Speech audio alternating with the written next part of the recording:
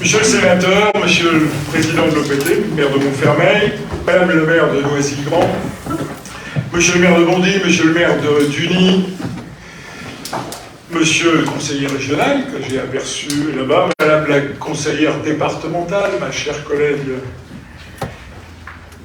chers collègues, mesdames et messieurs.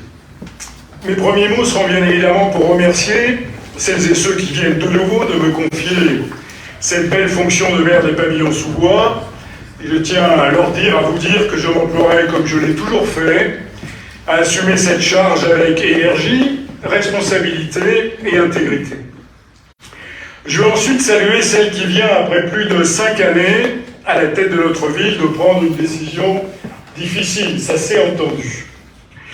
Ma chère Katia, je ne trahirai pas un secret, puisque tu nous l'as dit, en rappelant combien, en octobre 2017, tu étais à la fois fière d'être la première femme maire des Pavillons-sous-Bois, mais aussi combien, parce que c'est dans ton caractère, tu appréhendais ces nouvelles responsabilités, malgré un parcours d'élu déjà très important.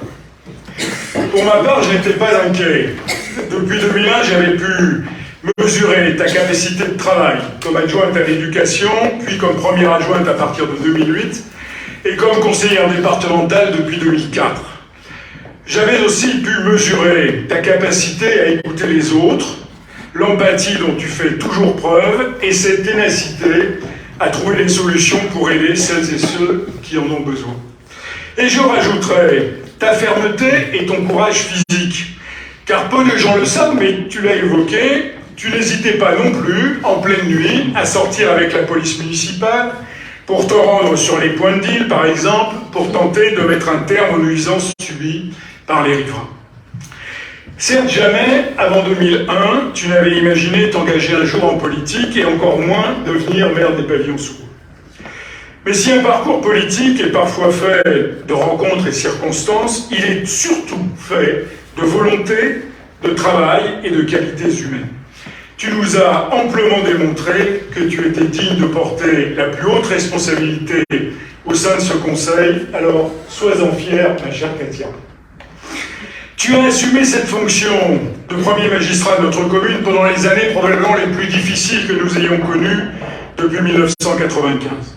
En effet, le 17 mars 2020, au surlendemain de ta brillante élection au premier tour des municipales, avec plus de 70% des voix, la France était confinée. Tu as alors dû faire face à une situation inédite à laquelle, disons-le, ni l'État, ni notre système de santé, ni les collectivités locales, pas plus que les Français, n'étaient préparés. Il a alors fallu trouver des masques pour le personnel de la ville et pour la population. Assurer la continuité des services publics essentiels comme l'État nous le demandait. Obtenir et faire fonctionner un centre de vaccination, ça a été fait. Et après chaque confinement, malgré les absences des personnels communaux, également touchés par le Covid, il a fallu faire fonctionner nos crèches, si essentielles pour les familles, et nos écoles, afin que les jeunes puissent continuer à préparer leur avenir. Une fois encore, ici, au Pavillons-sous-Bois, comme partout en France, dans nos 35 600 communes, nous avons pu mesurer et démontrer combien cet échelon de notre démocratie, la commune, était important et d'ailleurs était le seul véritable échelon de proximité en contact direct avec la population. Mais tu as aussi, depuis 2017, assumé la défense des intérêts de notre ville au sein de l'intercommunalité, le PT Grand Paris Grand Est, et ce ne fut pas tous les jours une partie de plaisir, ma chère Katia, nous le savons, mais c'est ainsi. Tu as également, depuis 2017, poursuivi et mené à terme les projets de la majorité municipale, avec entre autres l'ouverture de la nouvelle école élémentaire Jean Massé, 15 classes, l'ouverture de la crèche des Moussaillons, 40 berceaux, la rénovation des équipements sportifs, la piste d'athlétisme et le bâtiment des boulistes, la réhabilitation du premier pavillon de gare, le remplacement de notre système de vidéosurveillance, l'augmentation des effectifs de la police municipale, le passage en LED de notre éclairage public, et j'en passe. J'ai lu tout dernièrement que certains nous appelaient à sortir de l'immobilisme. Eh bien, mes chers amis, voilà une bien drôle définition de l'immobilisme.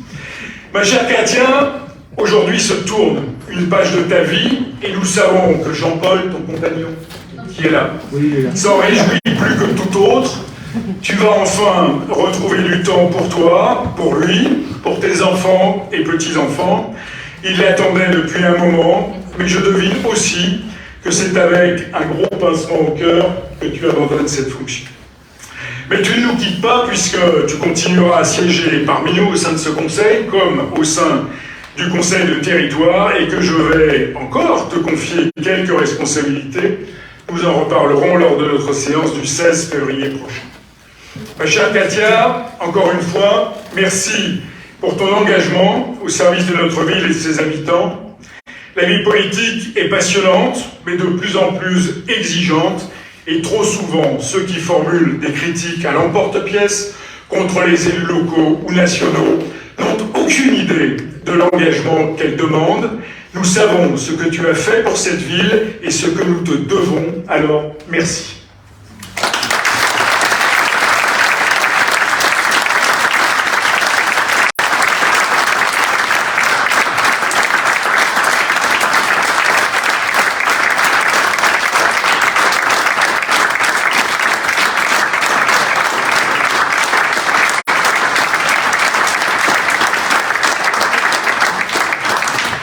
Mes chers collègues, je veux maintenant, en quelques minutes, je vais essayer, tracer les grandes lignes de la feuille de route qui sera la nôtre jusqu'en 2026. Et parlons tout d'abord de sécurité. Nous achèverons cette année la rénovation complète de notre système de vidéosurveillance et son extension en portant le nombre de caméras à près de 80. Certains ici doutent toujours de son efficacité et refusent même de voter les crédits. Eh bien, pour tenter une dernière fois de les convaincre, je veux vous faire part du dernier succès de notre police municipale. Il y a une dizaine de jours, grâce à la vidéosurveillance, la police municipale et la police nationale ont intercepté en flagrant délit une camionnette remplie de bonbonnes de protoxyde d'azote, manifestement en train de livrer le point de deal situé avenue Georges Pompidou, près du collège Anatole France. Le livreur a été intercepté et l'enquête est en cours. Je le dis avec fermeté, si jamais il était possible d'identifier les individus auxquels étaient destinées ces bonbonnes, et qu'il était avéré qu'ils sont bien locataires de l'office départemental HLM, nous demanderons l'expulsion de ces familles, car nous n'acceptons pas que quelques individus pourrissent la vie d'un quartier. D'autre part, avec l'augmentation des effectifs de notre police municipale, il est devenu nécessaire d'en agrandir les locaux. Ce sera fait en y consacrant la totalité du bâtiment Claude Érignac, après réaménagement, et en regroupant les services du maintien à domicile avec ceux du service des soins à domicile. La sécurité publique est l'une de nos priorités et nous y consacrons des sommes importantes. Rappelons néanmoins qu'elle est d'abord de la responsabilité de l'État et que nous pâtissons toujours de l'absence d'un commissariat de police que notre rattachement à celui de Bondy ne peut pas remplacer. Depuis plus de 10 ans, nous demandons des moyens supplémentaires qui ne sont jamais venus.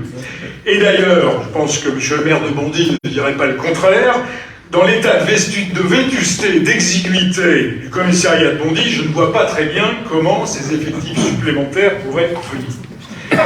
Il semble que le dossier de reconstruction de ce bâtiment soit ouvert.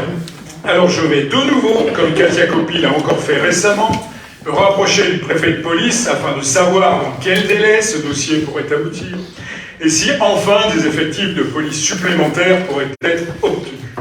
Mais nous reposerons également la question d'un rattachement de notre ville au commissariat de Livry-Gargan qui est situé aux limites des pavillons sous.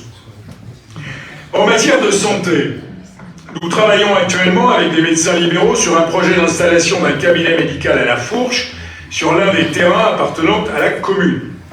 Nous allons également, dès la semaine prochaine, étudier dans quelles conditions nous pourrions mettre en place un CSTP sur la ville des Pavillons-sous-Bois, c'est-à-dire un regroupement des médecins libéraux qui travaillent sur un territoire. Et nous verrons aussi comment redynamiser notre centre de santé qui souffre d'un manque de praticiens parce que nous n'en trouvons pas. Il semble qu'il soit maintenant possible d'envisager des structures mixtes publiques-privées avec des médecins libéraux et nous allons donc creuser cette piste pour tenter de pallier aux difficultés de recrutement au centre municipal de santé. La transition énergétique fera également partie de nos priorités. Nous achèverons dès cette année la transformation complète de notre éclairage public en LED. C'est bon pour la planète, ce sera également bon pour notre budget. Il serait d'ailleurs utile, et je vais, dans les jours qui viennent, écrire au président du conseil départemental en ce sens, il serait utile que le département de la Seine-Saint-Denis fasse la même chose sur les voies départementales. Parce que je rappelle que ce sont les communes qui payent la facture d'électricité, de l'éclairage public des voies départementales, et que cela représente 20% de notre facture, et pour autant, il n'y a pour l'instant pas de programmation du passage en LED. Je pense que le conseil départemental pourrait faire un effort en la matière, et cela aiderait les communes à payer ces factures. Côté bâtiment, comme la loi l'imposait, nous avons fait réaliser le diagnostic énergétique de notre patrimoine. Première remarque, et contrairement à ce qu'ont écrit certains, il n'y a pas de passoire thermique dans nos bâtiments publics. Ils sont presque tous classés dans la moyenne, c'est-à-dire D, sur une échelle qui va de A à G, et y compris par exemple cet ensemble de la mairie et de l'espace César, qui date pourtant des années 60-70, ou par exemple également l'école Julie-Victoire d'Aubier, qui est bien plus ancienne. Eh bien, tout cela n'est pas le fruit du hasard. Nous avons, au fil du temps, déjà réalisé certains travaux en remplaçant les chaudières les plus anciennes ou en posant du double vitrage. La loi nous demande, d'ici 2030, c'est dans 7 ans, de réduire de 40% leur consommation. En référence à une moyenne calculée sur les 10 dernières années, il faudra y consacrer une douzaine de millions d'euros, selon l'étude qui a été réalisée. Malheureusement, avec la flambée de l'inflation, cette étude, il va falloir la réactualiser. Ce sont des sommes considérables. En matière d'urbanisme et d'aménagement, le PT Grand Paris Grand Est poursuit en concertation étroite avec les communes son travail d'élaboration du PLU intercommunal. Je peux d'ores et déjà vous annoncer que, bien évidemment, il n'est pas question de toucher à la zone pavillonnaire qui sera préservée et que nous réduirons d'un niveau la constructibilité dans les zones dites denses, situés le long des grands axes. Par ailleurs, toujours avec le PT, le travail d'identification des copropriétés les plus dégradées est en cours dans le triangle Chanzy-Victor Hugo. Il conviendra ensuite de voir comment et avec quels moyens nous pourrons y remédier, soit en aidant ces copropriétés à réaliser les travaux nécessaires, soit, si elles ne le peuvent pas, en trouvant un bailleur pour racheter ces immeubles et les réhabiliter. Pour ce qui est de la fourche, nous sommes toujours dans l'attente de la réalisation par le département des travaux de dévoiement de l'avenue Jean Jaurès pour enfin éviter que cette avenue ne passe entre les deux pavillons de garde dont le premier vient d'être réhabilité à nouveau. Les travaux nous avaient été promis 2 années durant et repoussés sine die. Il semble qu'enfin une solution se décide et qu'il soit réalisé à l'été prochain. Après seulement, nous pourrons aménager la place Carmontel autour des pavillons de garde, mais nous ne le ferons, et je le dis tout net, que dans des conditions budgétaires qui soient compatibles avec la situation actuelle de la commune, ce qui signifie que ce que nous avait imposé l'architecte des bâtiments de France et qui avait doublé la facture prévisionnelle ne pourra pas être réalisé. Si nous pouvons revenir au projet initial, nous ferons ces travaux, sinon nous ne ferons pas ce que l'on nous demande de faire, car nous considérons que nous n'en avons pas les moyens. La somme en jeu, c'est 1,2 million d'euros quand même, ça n'est pas une paille. D'ici 2026 sera également achevé l'aménagement de notre zone d'activité, puisque le contentieux en cours relatif à la parcelle de l'ancienne cité de la Poudrette est en passe de trouver son dénouement. 2 entreprises viendront s'installer sur ce terrain de près de 20 000 mètres carrés, achevant ainsi ce travail de très longue haleine que nous avons commencé il y a plus de 20 ans. La zone d'activité sera pleine, ce qui est bon pour les finances de la métropole et de l'EPT, puisque dorénavant, ce sont ces 2 entités qui perçoivent les impôts économiques, mais ce qui est bon également pour la commune des Pavillons-sous-Bois, parce qu'il nous reste malgré tout la taxe foncière et que les entreprises payent également de la taxe foncière. Je vais vous faire grâce, pour ne pas être trop long, des travaux d'entretien ou de rénovation lourde que nous serons amenés à conduire en matière de voirie relativement à nos écoles, aux équipements sportifs. Et je vais terminer, bien sûr, en évoquant la situation budgétaire de la commune. Après avoir remboursé la montagne de dettes que la gauche nous avait laissée en 1995, nous avions réussi, depuis 2011 et jusqu'en 2019, à dégager chaque année un autofinancement net compris entre 2,5 et 3,5 millions d'euros, ce qui, pour une ville de la taille des Pavillons-sous-Bois, et compte tenu de ses faibles ressources fiscales, parce que je le dis et je le répète, nous ne sommes pas une ville riche, loin de là, eh bien ces 2,5 à 3,5 millions d'euros d'autofinancement étaient tout à fait satisfaisants.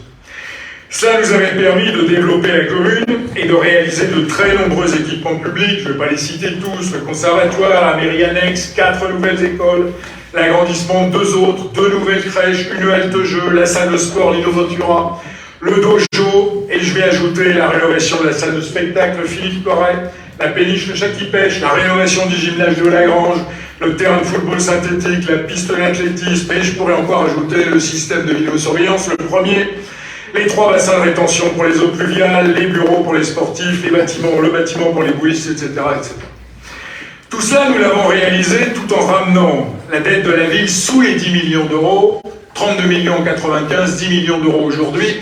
Réactualiser donc la valeur des 32 millions en 1995 et mettons l'inflation au bout, c'est comme si aujourd'hui une ville de 24 000 habitants avait grosso modo 45 millions d'euros de dette. C'est cela que nous avons trouvé en 1995. Aujourd'hui, il nous reste 10 millions de dettes. Eh bien, heureusement, mes chers collègues, qu'il en est ainsi, car la période qui s'ouvre va être extrêmement difficile pour le budget des Pavillons-sous-Bois, comme pour le budget de toutes les collectivités locales. En effet, si les 2 années de crise du Covid ont affecté nos finances, ce n'est rien en comparaison de ce qui va se produire en 2023, avec le retour d'une inflation comme nous n'en avions pas connu depuis 40 années. Gaz, électricité, carburant, alimentation, et par ricochet le coût de tous les biens et services, mais aussi celui des travaux, tous les prix s'envolent. Notre facture de gaz sera multipliée par 4 cette année, et celle relative à l'électricité devrait quasiment doubler. Ce sont les derniers chiffres que nous ont communiqués les 2 grands syndicats, le syndicat du gaz, le CIGF, et le syndicat de l'électricité, le CIPEREC, qui achètent le gaz et l'électricité pour le compte de nos communes. Pour le budget de la ville des Pavillons-sous-Bois, cela représente une augmentation de la facture énergétique de 2 millions d'euros par an.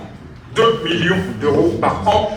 Et encore, cela va dépendre de la rigueur de l'hiver, puisqu'avec une telle facture de gaz, selon que l'hiver sera rigoureux ou doux, l'écart sera de 300 400 000 euros de plus que ce que je vous indique là. Et malgré cela, nous venons d'apprendre par un courrier reçu en mairie la semaine dernière que notre commune n'est pas éligible au filet de sécurité relatif au prix de l'électricité mis en place par l'État. Alors mes chers amis, je ne sais pas ce qu'il faut pour bénéficier des aides de l'État en matière d'électricité, mais c'est à croire que nos factures ne sont pas encore assez élevées.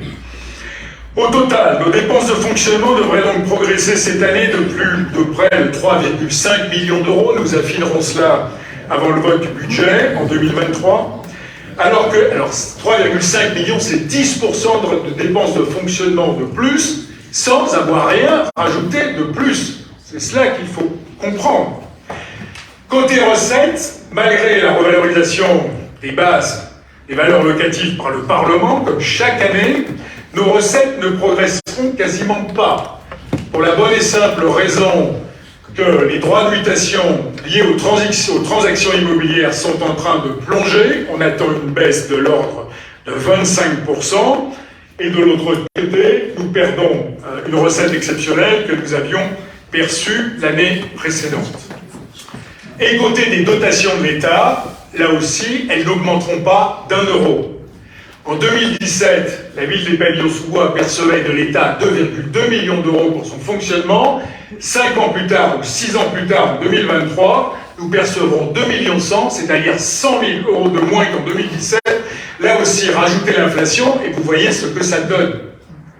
Donc nous sommes aujourd'hui dans une situation qui va être extrêmement difficile. Ainsi, notre autofinancement de l'année dernière, qui s'est tout de même monté à 2,8 millions d'euros, sera réduit en 2023 à quasiment rien.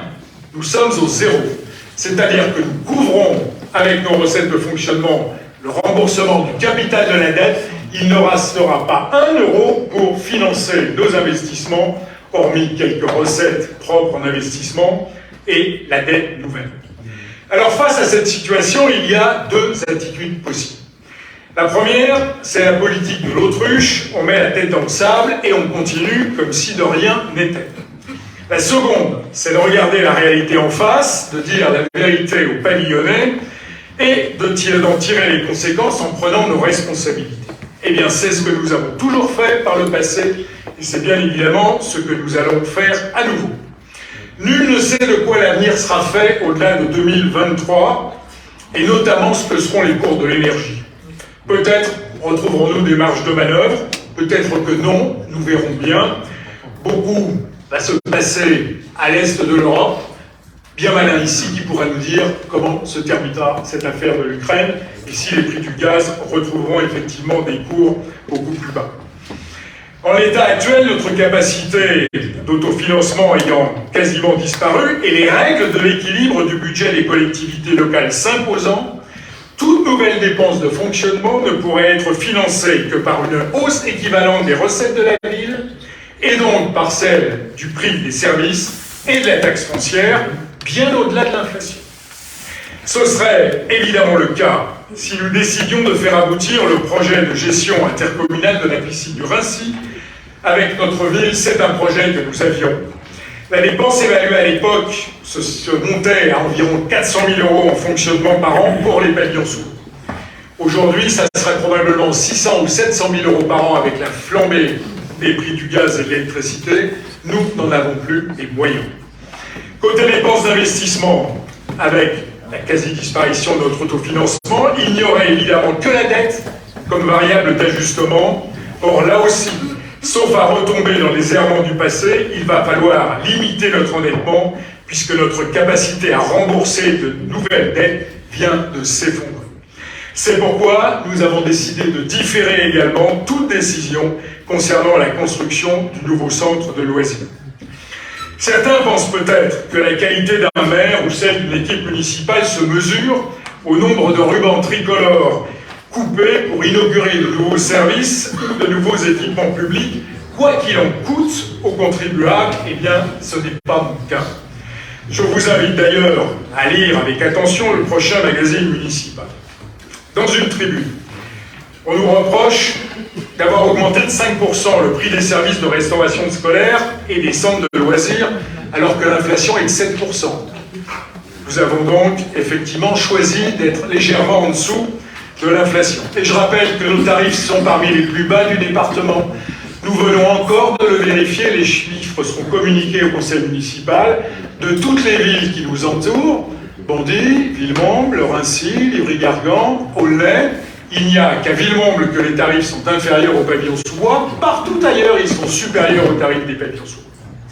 Dans une autre tribune, on nous demande de construire un nouvel équipement sportif. Très bien. Pourquoi pas? Lequel? Sur quel terrain et à quel coût? En le finançant comment? Alors là, il y a une proposition, et je suis très heureux que le président de l'EPT, Xavier Lemoine, soit présent parmi nous, parce que la proposition, c'est de demander à l'EPT de financer en grande partie par subvention cet équipement sportif. Alors, c'est simplement oublié, et pourtant, depuis 2 ans, je n'ai cessé de le dire ici, comme je le dis en conseil de territoire, la situation budgétaire de l'EPT, elle est devenue plus que tendue. C'est d'ailleurs ce qui conduit l'EPT à nous demander cette année une augmentation des contributions des communes au budget de fonctionnement de l'EPT. Nous, on passerait de 112 000 € à 300 000 €. C'est ce que l'EPT nous demande. Mais c'est surtout oublier que juridiquement, c'est pas possible. Le PT n'a pas de compétences en matière d'équipement sportif, il lui est donc juridiquement interdit de distribuer des subventions en la matière. Donc moi je veux bien, d'ailleurs c'est le but, c'est le jeu dans un conseil municipal, que les uns et les autres fassent des propositions, mais encore faudrait-il que ces propositions aient un quelconque caractère de faisabilité, et ça n'est pas le cas aujourd'hui. Alors voilà, on nous reproche d'un côté de vouloir simplement préserver à minima nos recettes de fonctionnement face à l'inflation, et de l'autre, il faudrait financer sans moyens, et donc par la dette, de nouvelles dépenses d'investissement. Je veux redire ce soir aux élus de l'opposition, qui ont toute leur place dans cette assemblée, que je souhaite aujourd'hui comme hier, que nous puissions avoir, notamment lors du débat budgétaire, des échanges approfondis et constructifs Je forme simplement le vœu que tous ensemble, nous puissions regarder la situation telle qu'elle est. J'ai toujours pensé, et c'est bien plus difficile, que la qualité d'une équipe municipale se juge d'abord à sa capacité à faire face aux situations de crise, tout en assurant le développement de la commune. C'est ce que nous avons fait pendant 15 ans face à une dette abyssale entre 1995 et 2010. Eh bien, c'est ce que nous allons faire à nouveau dans les années à venir. Mes chers collègues, je ne suis pas en train de vous promettre de la sueur, du sang et des larmes. Pour citer le grand Churchill, nous nous en sortirons comme nous nous en sommes sortis par le passé, et nous le ferons. Nous le ferons en disant la vérité aux Pavillonnais et en prenant nos responsabilités. Alors mes chers collègues, au boulot et en avant toujours.